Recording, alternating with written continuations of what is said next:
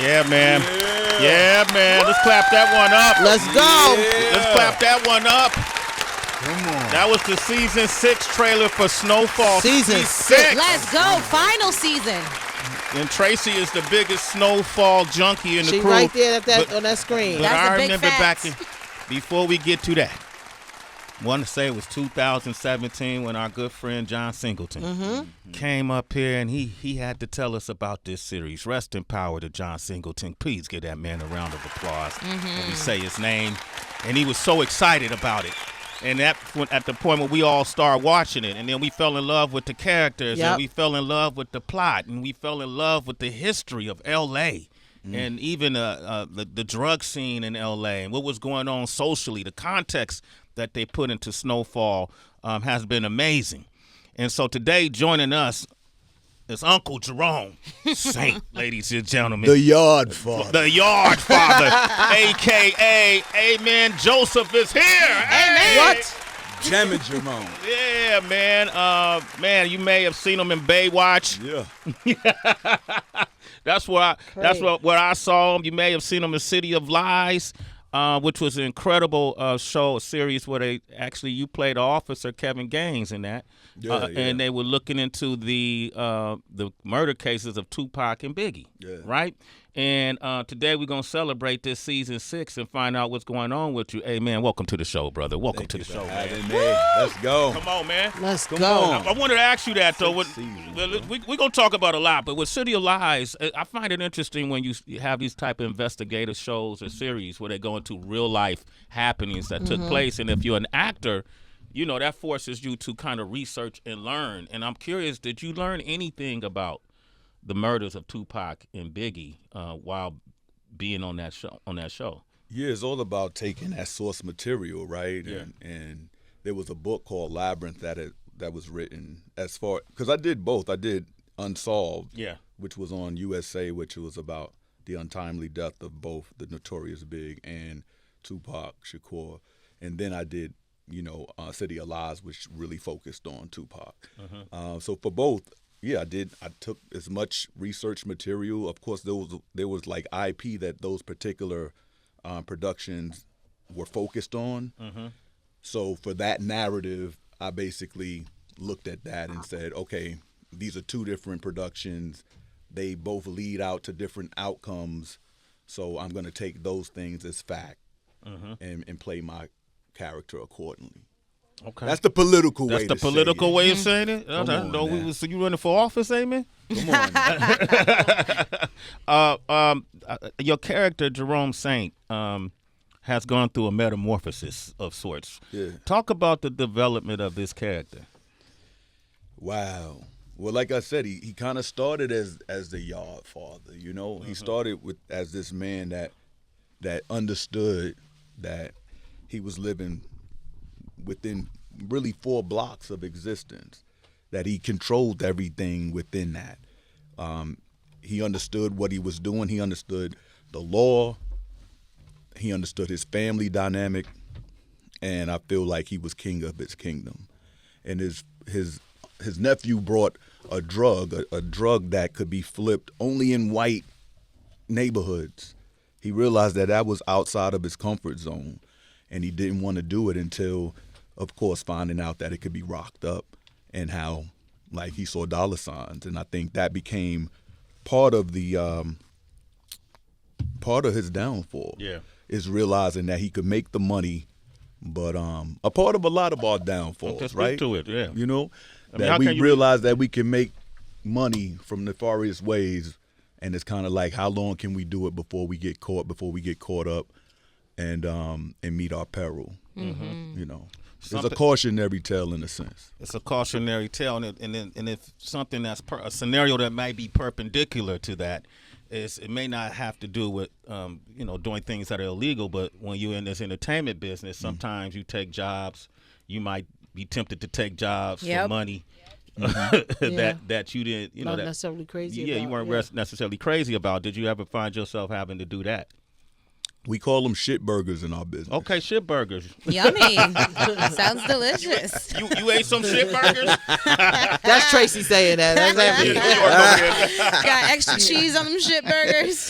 They got the pickles and onions on that shit burger. Yeah. What would you call, like in your career, what would have been a shit burger job? Oh man, I would never do that. Okay. Sometimes you gotta be a plumber. You gotta deal with shit. Yeah. You know, but you always know that maybe you're gonna own that plumbing business at some point. Right. You may know that's a means to an end. And it's okay to do jobs. There's a lot of people that say, hold out and do only high auspices stuff, and for those people, congratulations that that's your walk. For some others, we got to get it sort of out the mud, and that mean that you might have to do something off Broadway. That may mean that you need to develop something just in your own community and work on your own pod series or something, and that stuff may not be good. The only way to craft something really good, in my experience, is to do some of those things that may not turn out well. You got all the great intention, but it may not turn out well. Yeah. You feel me? And that's just part of the process. I believe that everybody probably got a shit burger in the got a back shit pocket. burger in their belly somewhere, right? Come on. In their intestines. Well, look, the decisions you made must be aligned with your purpose, because congratulations to Amin Joseph for being nominated for NAACP award for Best Look at that. actor. That's what's up. Come on, from the shit house to the penthouse. From the shit house to the penthouse. Now look at that. What does that mean for you, though? How does that make you feel? You got nominated for an NAACP. That's different. I mean, you do a lot of work in community anyway. Yeah. Yeah. So how does that make you feel? It makes me feel like I'm being seen. And as an artist, that's the one thing that you want. You want to be seen. You want to be. You do want to congratulations for when you put in the work. Especially when culturally, everyone knows that Snowfall deals with a really tough period of time for Black Americans, and sometimes that work it can kind of be like, man, do we need to see another crack show? Right. Do we need to see our people depravity? Is that what those are the only stories we get? Is slave narratives and then stories about our demise? I can hear that, but at the same time, if we do attack those issues, we should do it with some authenticity, because the truth is that there are grandmothers and grandfathers, there are aunts and uncles right now that have dealt with those times and had to deal with the trauma, the anxiety, had to deal with bringing their community together, their family together, and have an outward look at society and say that we are healed from this. Yeah. That we did the work through this, that we won't let this happen to our community and our society again. So I think that John Singleton was trying to tell that cautionary tale, that we do not let this happen again. It's just not entertainment. And I'm one of the products of that. Yeah. So to be highlighted on a by a great institution, organization like the NAACP, that's a gift. And to be seen as an artist is a gift. Yeah, I love that, man. You could have easily went into radio too. You have a For really nice real, voice. Billy? Thank you. Yeah, man. you I'm got already a thinking really, of a segment really, for him right yeah, now. right now. Yeah. What was this process like for you? Were you asked? Were you offered the role? Did you have to audition? And if so, what could you tell us about? Yeah, I definitely auditioned. A lot of people don't know, but there was another iteration of Snowfall. So this was the second time it's coming back. Okay. FX kind of retooled it and said, "Listen, we need we have some things in order, but." Yeah, they had to actually do it again. Okay. And I was a part of that second rendition of sorts. So, yeah, I auditioned, about 3 or 4 times? Really? Yeah, I auditioned. I came in, no wig at this point. I didn't know the character was going to wear. You know Jerry Curl? Her name is Sheila. I didn't know we was going to be in Sheila at the time. Right.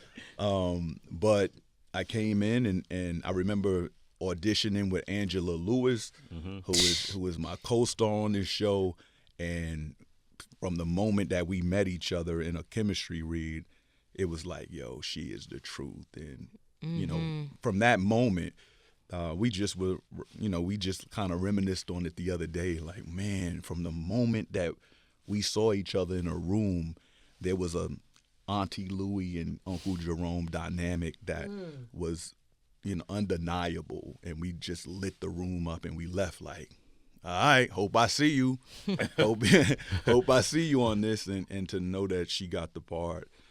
She's an amazing actress. Let's give a big shout out to Angela Lewis. Give it a big shout out. I love that you did that too. Yeah, man. Amin Joseph. Angela Lewis McCree. Woo. Angela Lewis McCree. Tracy, you want to jump in there? Yeah, especially because you're touching on that dynamic with Aunt Louie, who is a hell of a character, I must say.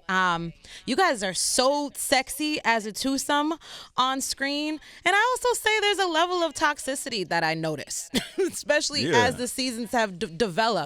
And oftentimes in society, we hear in marriages, happy wife, happy life, right? And I think actually that can be towards our detriment sometimes.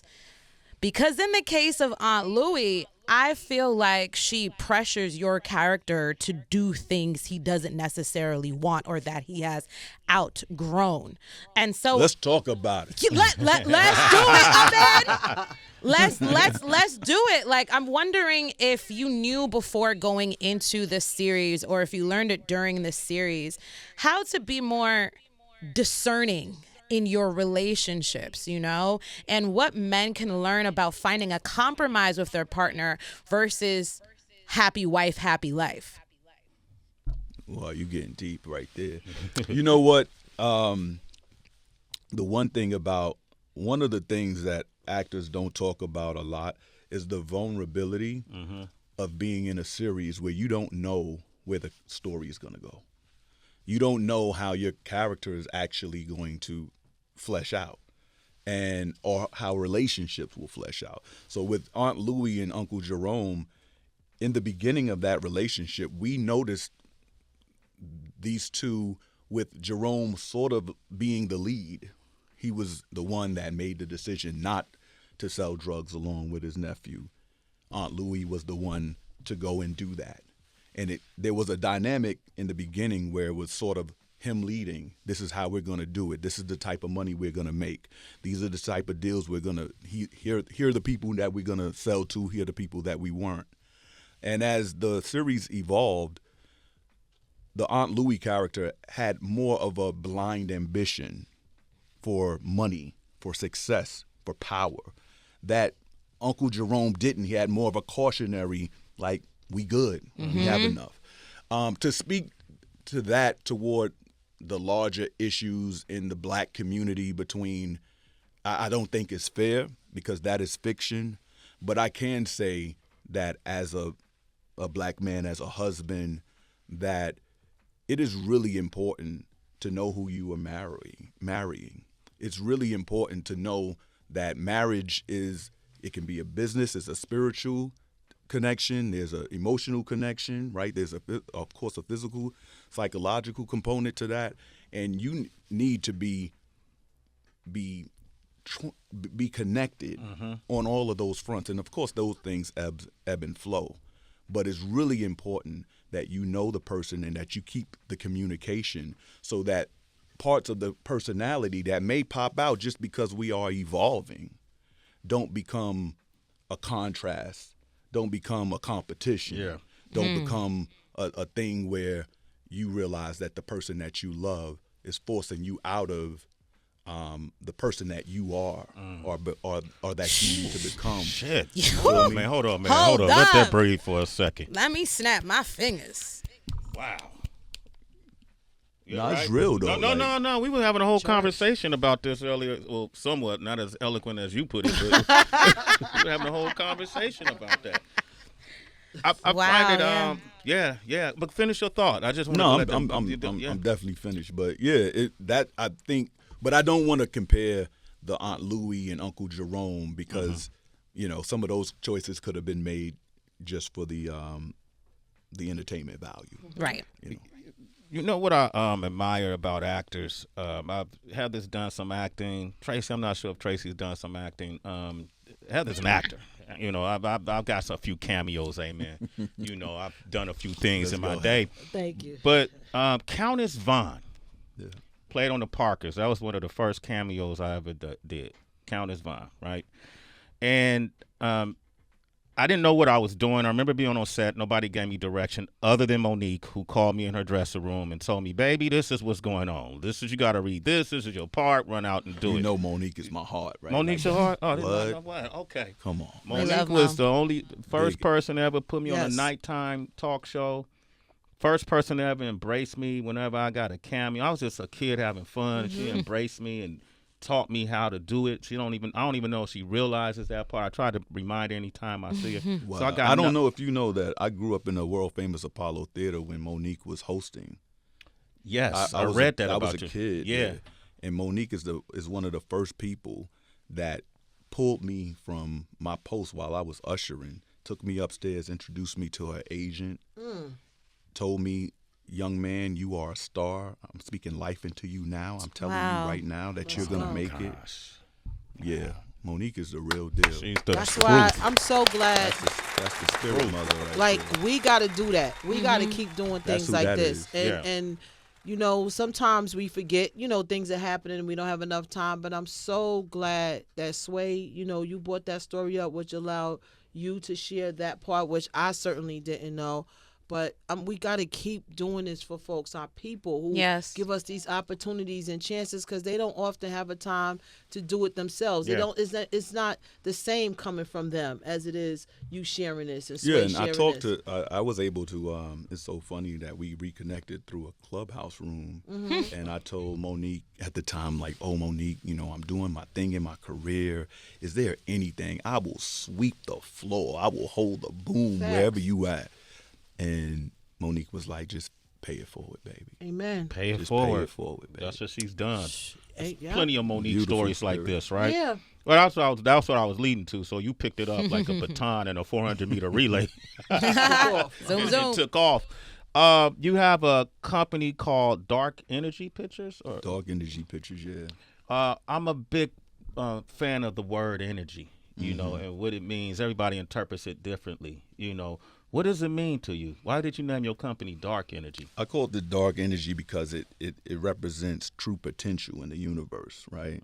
That things are birthed out of this dark matter, dark energy. From the darkness come the light. That's right. So we are that untapped potential. So I wanted my company to represent that untapped dark energy, that sticky stuff that connects, you know, that connects and makes worlds and all possibility coming out of that. So what happens now? Like, is this the final season of this is the final season of Snowfall? This is Yes. So what do you divert your energy to now? Is it going to be with Dark Energy Pictures, or what's that? I actually have a film that's coming out this year. It's called To Live, Die, and Live. It just premiered at the Sundance Film Festival. Come on, man. That Congratulations. Very big deal. So yeah, I'll definitely be producing a lot, and Wakanda. I need to be in Wakanda. Black Panther. Yeah. Yeah. That's my brother Chad Boseman. Big rest shout in out to power. Howard University too. Yeah. Come on, Ryan. You're a Howard guy, Him. huh? Yeah, HU. What was it working like? What was it like working with Forrest Whitaker? You know what? I didn't get to work with Forrest Whitaker in that capacity on that particular film. What's interesting is that Forrest Whitaker did the voiceover for a film that I did back in 2015 Oh, called Dope. He said called Dope. yes. Oh, man. And we know that. On Dope, what was cool is I got to hear all of his narration because I did the first part, so it was almost like working in tandem with him. But I haven't shared on-screen time with Forrest yet. Yeah, okay. Call me up, Godfather. You know, that's on the bucket list. You know New what I York wonder? guy. Wait, hold up, Tracy, Yeah. because he called me B. He said I would never do that, B. I'm New York, he took dude. us back to the 90s, right? With that. That's Is that- me, what, though. What borough is that, though? That's Harlem. That's Harlem? Come on, B. Okay, yeah. would you say, what borough for you through hip-hop has been most influential? Because you know you got the Run DMC, the Queens, Brooklyn. Doing a lot here. Yeah, man. Come on. Yo, what up, B? It's Harlem coming doing out. it. If I had to choose a borough, I'd have to choose the Bronx. The Boogie Down Bronx. If I had to choose. for Borough. Yeah. Just because of the legacy, the history. The legacy, and still, that's it. I'm gonna leave it there. Cause Okay. now I'm gonna leave it. Who said that lyric? Peter Guns? Who said that? If I had to choose a borough? Well, no, that was if I had to choose a coast, I had to choose the the east. Oh, big. Okay, all right, cool. All right. I just remixed you like that. Okay, I like how you did that. Amin Joseph is here, man. Big round of applause. Trace, you got anything else you want to ask him? Yes, I just want to get this off because this is the final season. I think about there's so many chances in a show like Snowfall that a character can be killed off, right? And in a sense, it's very rare for a show to have 6 seasons and for your character to be able to endure all 6 seasons. Does it ever feel after season 1 kind of like you're playing Russian roulette and you're like, okay, is it going to end here? Or season 2? Because you're just living within uncertainty as an actor. So were you ever like planning either in season 2 or season 3, all right, what's going to be my next move if they don't write me back in? No, it was almost the opposite. For me, I realized how volatile the life of being a crack dealer was. So for me, it was like run toward the death. Don't run from it. So every year I would be like, I would talk to the writers and be like, look, kill me, but let's go out with a bang. Let's do something real. And if they didn't kill me, I'm going through these scenes as if I would die, You had to keep the stakes there because that's the stakes that a person living and not knowing, around which corner could be death, with the crazy situations that we're in. And it also now coming from family as well. So yeah, that was my own personal thing. Like run toward whatever, if they over there, go there. Go do whatever I can to make sure. I'd rather run through the wall and know that that's no longer an obstacle. So I did that as far as with the character, and that was kind of aiming as well as working on the production, that I stayed volatile, I stayed hungry, and give me more or kill me. That's I like good. this. Amen, Joseph. That's good. Yeah, man, this was a great interview right here, man. Yeah, Shit. buddy. You work with Johnny Depp too, right? Yeah. Talk about, man, Johnny, man, that Johnny dude is Cole. legendary. His acting style is truly unique to him. Some folks have signature, vibrations they bring to characters, right? Oh, I like how I said that. I just told you it don't sound right when people give their own self props, and then he gonna go do this shit anyway. I mean, talk to your man, B. Self-love, Talk to him. I like how I said that. Damn, I had to give myself props on that. Turn yourself Just said it. I feel like Johnny is maybe one of the most misunderstood, misinterpreted people. I don't think none of us truly have met him. I think we meet this persona, and he has this public perception they have. What is your experience with him? Yo, he was smooth. I mean, I know what you mean by like a persona, but I don't know. I took him at face value. Okay. And to me, he was a humble, gracious bro. He was very giving in our scenes that we worked together. And I feel like it's just dope to meet people that aren't an asshole. People that Word. it's really cool to meet people that seem that they are unaffected, unbothered by their talent, and they just know that that's a gift in which they connect to the world, but they're not using it as a weapon, weaponizing it to create space around them. That's not really what they aura about. And to me, he feels like that. He feels like get all the fluff away, and this is who I am. But I do what I do very well, and I'm really focused on that. So, you might get burnt with the laser if you in the path of that. But other than that, let's work. Let's co-create. Let's collaborate. I love it, man. Amen, Joseph, man. Give this guy a big round of applause for all. Yeah. Go ahead and give him that award, NAACP. Excellent. Go and get that. Go ahead and give him that. That's in the future for him. I see that. Hey, man, thanks for coming by, brother. Let's not forget the 22nd of February, That's right. 222. Wednesday. Snowfall is back, man. All right, brother. Great to have you on. Always, man. All right, absolutely, Love. man. We coming right back. It's Sway in the Morning Shade 4-5.